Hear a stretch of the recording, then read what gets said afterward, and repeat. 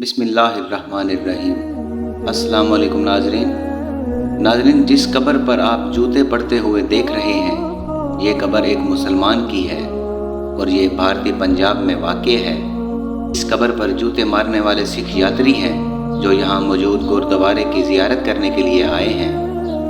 آخر ایک مسلمان کی قبر کی بے حرمتی کیوں کی جا رہی ہے اور اس کے پیچھے کی کہانی کیا ہو سکتی ہے؟ ہر سال یہاں پر جتنے بھی لوگ آتے ہیں ان سب کے لیے یہ عقیدے کا حصہ بن چکا ہے کہ جب تک اس قبر پر جوتے نہ برسائے جائیں تب تک ان کی عبادت قبول نہیں ہوگی۔ ناظرین، دیکھنے اور سننے میں یہ بہت عجیب لگتا ہے، لیکن اس سے بھی زیادہ عجیب بات یہ ہے کہ یہ قبر پر جوتے برسانا پوری دنیا میں اور کسی مذہب میں نظر نہیں آتا۔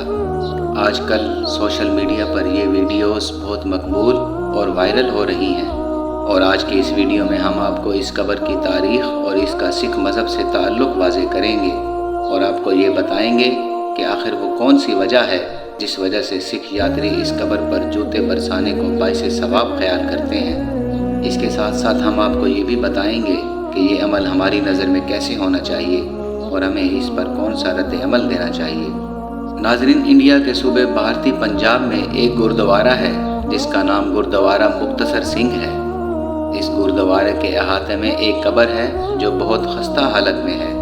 زیر نظر ویڈیو میں آپ دیکھ سکتے ہیں کہ یہاں آنے والے لوگ اپنے جوتے نکال کر اس قبر پر برساتے ہیں۔ یہاں پر آنے والے ہر یاتری پر لازم ہے کہ وہ اس قبر پر کم از کم 5 جوتے ضرور مارے تاکہ اس کی عبادت قبول ہو سکے۔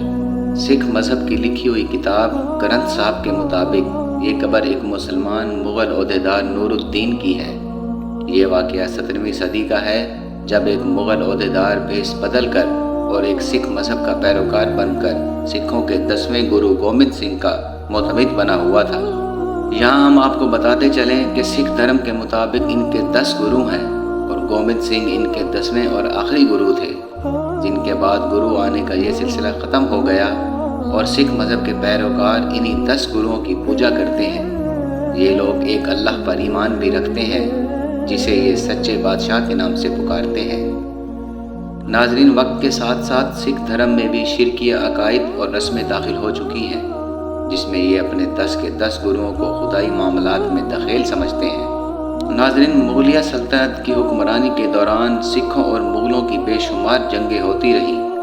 گو کے درمیان میں کہیں کہیں ان کے درمیان صلح نامے بھی تحریر کیے جاتے رہے، لیکن اس کے باوجود سکھوں اور مغلوں کی آپسی لڑائیاں چلتی رہیں۔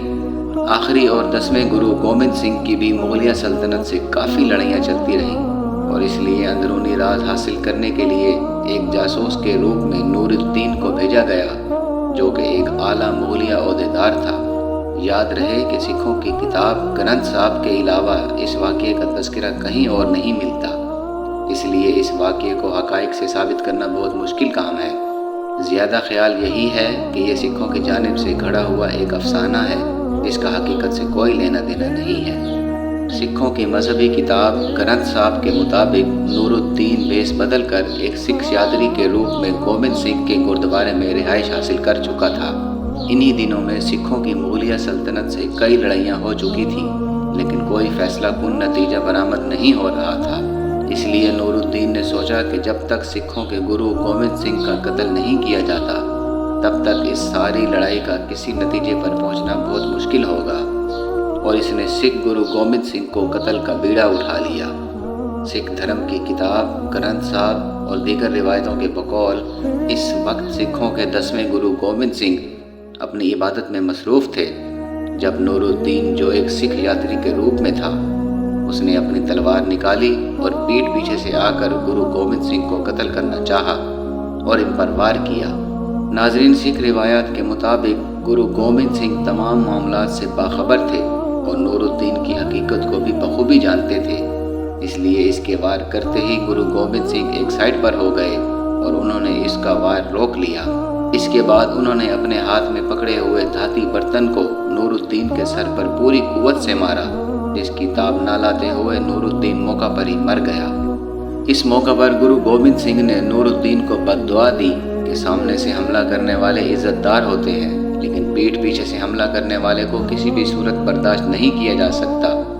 تمہاری قبر کو قیامت تک ذلیل و رسوا کیا جاتا رہے گا اور یہی تمہاری سزا ہوگی۔ ناظرین، گرو گوبند سنگھ کی اس بد دعا کو گرنتھ صاحب میں بھی لکھا گیا ہے اور دیگر روایات کے مطابق یہ بد دعا قبول ہوئی اور نور الدین کی قبر کو اس گردوارے کے احاطے میں بنایا گیا۔ اس کے بعد گرو گوبند سنگھ کی جانب سے ہر سکھ یاتری پر یہ لازم قرار پایا کہ وہ جب بھی اس گردوارے کی زیارت کو آئے تو نور الدین کی قبر پر 5 جوتے ضرور مارے، کیونکہ یہ سکھ دھرم کا باغی اور جاسوس تھا جس نے ان کے 10ویں گرو گوبند سنگھ کی پیٹھ پر وار کرنے اور انہیں قتل کرنے کی کوشش کی تھی۔ ناظرین، وقت کے ساتھ ساتھ یہ تمام معاملات تاریخ کی گرد میں گم ہو گئے، لیکن یہ روایت سینہ بسینہ چلتی رہی اور آج بھی بھارتی پنجاب میں رہنے والے سکھ اس روایت کو سینے سے لگائے ہوئے ہیں۔ ہم ایک بار پھر آپ کو بتا دیں کہ یہ تمام کے تمام معاملات سکھوں کی اپنی مذہبی کتاب گرنتھ صاحب کے بقول درست ہیں، لیکن مغلیہ سلطنت کے ریکارڈ اور دیگر تمام آثار و شواہد سے نور الدین نامی کسی بھی ایسے عہدیدار کا ذکر نہیں ملتا جسے سکھوں کی جاسوسی کے لیے بھیجا گیا ہو اور اس نے سکھ گرو گوبند سنگھ کو قتل کرنے کی کوشش کی ہو۔ یہی وجہ ہے کہ بہت سارے محققین اور تجزیہ نگاروں کے مطابق یہ قبر بحیثیت ایک افسانوی قصہ ہے اور نور الدین نامی ایسا کوئی بھی مسلمان عہدیدار نہیں تھا جس کی قبر کسی گردوارے کے احاطے میں بنائی گئی ہو۔ پچھلے کچھ عرصہ سے گردوارہ مختصر سنگھ کے احاطے میں بنی ہوئی نور الدین نامی اس مسلمان مغلیہ عہدیدار کی قبر اور اس پر برسائے جانے والے جوتے اور ڈنڈے وائرل ہو چکے ہیں۔ مختلف سوشل میڈیا پلیٹ فارمز پر موجود ان ویڈیوز پر ہمارے مسلمان بھائیوں کے مختلف قسم کے کمنٹس دیکھنے کو ملتے ہیں۔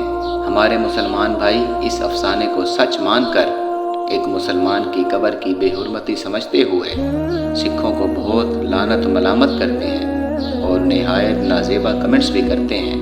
اب تک کسی نے بھی اس معاملے کی تحقیق کرنا گوارا نہیں کیا، لیکن ہماری تحقیق کے مطابق ایسے کسی بھی مسلمان عہدیدار کا کوئی وجود نہیں تھا جسے سکھوں کی جاسوسی کرنے کے لیے بھیجا گیا ہو اور اس نے اپنی کوشش میں اپنی جان دے دی ہو۔ اس لیے ہمیں چاہیے کہ اس معاملے کی حقیقت کو سمجھیں اور اپنے آپ کو جذبات کے حوالے نہ کریں۔ ہمارے دین کے مطابق جب کوئی مسلمان مر جاتا ہے تو اس کی روح عالم برزخ کو پرواز کر جاتی ہے اور اس کی قبر یا اس کے جسم کو کسی بھی طرح کی تکلیف پہنچانے سے اس مردے کے عذاب میں کمی یا اضافہ نہیں ہوتا۔ دوسرا پہلو ہم آپ کے سامنے واضح کر چکے ہیں کہ ایسے کسی بھی مسلمان عہدیدار کا کوئی وجود نہیں تھا جسے مغلیہ سلطنت کی جانب سے ایسا کوئی کام سونپا گیا ہو۔ اس لیے یہ قبر اور اس سے جڑی روایتیں محض ایک افسانہ ہیں جن کو سچ سمجھنا نہایت مشکل ہے۔ اس سارے معاملے کو سمجھتے ہوئے ہمیں مذہبی رواداری کو سامنے رکھتے ہوئے اس قبر پر جوتے برسانا یا کسی بھی قسم کی روایت کو سکھ دھرم کا اپنا حصہ سمجھتے ہوئے خاموش رہنا چاہیے اور کوشش کرنی چاہیے کہ ہم ایسے کسی معاملے کا حصہ نہ بنیں تاکہ ہمارے درمیان اور سکھوں کے درمیان معاملات زیادہ خراب نہ ہوں۔ آپ سمجھ سکتے ہیں کہ پچھلے کچھ عرصہ میں ہندوستان میں خالصتان کی تحریک ایک بار پھر سے زور پکڑ رہی ہے۔ عقل مندی کا تقاضا یہی ہے کہ تمام حالات و واقعات کو دوسرے طریقے سے سمجھا جائے اور اس طرح چھوٹے موٹے معاملات کو پہاڑ بنانے کی بجائے انہیں نظر انداز کیا جائے تاکہ کل کو ہمارے پہلو میں اگر ایک اور ریاست بنے تو ہمارے ان کے ساتھ تعلقات خوشگوار ہوں۔ ہم یہ جان گئے ہیں کہ ایسے کسی بھی مسلمان عہدیدار کا کوئی وجود نہیں تھا، تو ہمیں چاہیے کہ اس معاملے کو ہم تحقیق کے بلبوتے پر حل کریں، اور اگر ہم حل نہ بھی کریں اور سکھوں کو ان کے حال پر چھوڑ دیں تب بھی اس سے کوئی فرق نہیں پڑتا۔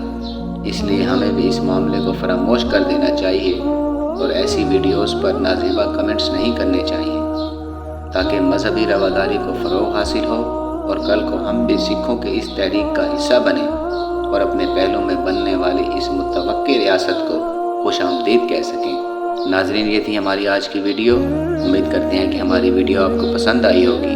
انشاءاللہ بہت جلد آپ کی خدمت میں ایک نئی تاریخی، اسلامی اور معلوماتی ویڈیو کے ساتھ حاضر ہوں گے۔ تب تک کے لیے اجازت دیجیے۔ اللہ حافظ۔